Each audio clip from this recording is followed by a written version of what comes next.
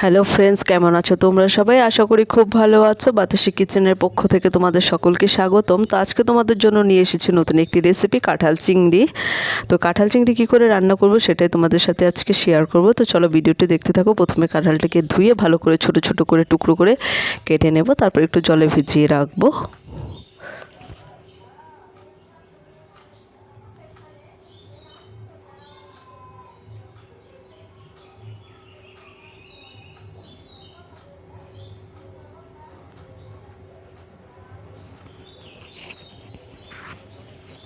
কাঁঠালটি কাটা হয়ে গেছে, এখন জল থেকে তুলে নেব।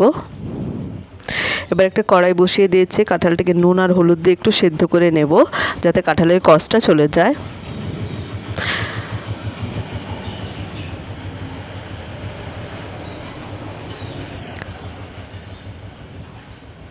কাঁঠালটা সেদ্ধ করা হয়ে গেছে, এখন কাঁঠালটা নামিয়ে নেব। নামিয়ে একটা পাত্রে ঝরা দিয়ে রাখবো যাতে জলটা ঝরে যায়।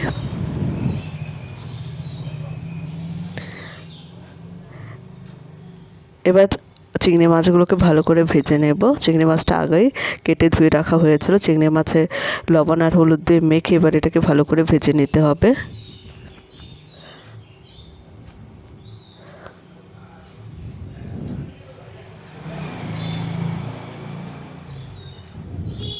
চিংড়ি মাছটা ভাজা প্রায় হয়ে গেছে, এবার চিংড়ি মাছটা নামিয়ে নেব।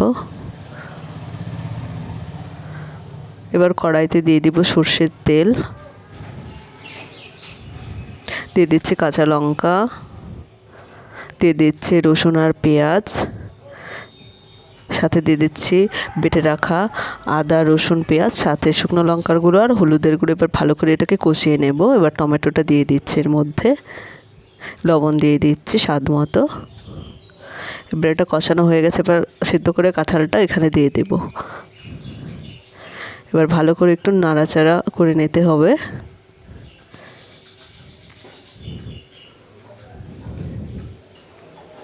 কাঁঠালটা প্রায় কষানো হয়ে গেছে, এখন এর মধ্যে দিয়ে দিব জল।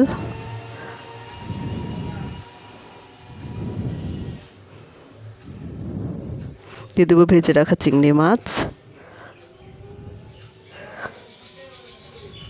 কাঁঠালটা প্রায় হয়ে গেছে, এখন দিয়ে দিচ্ছি জিরের গুঁড়ো আর শাহি গরম মশলার গুঁড়ো। এবার ভালো করে নেড়ে চেড়ে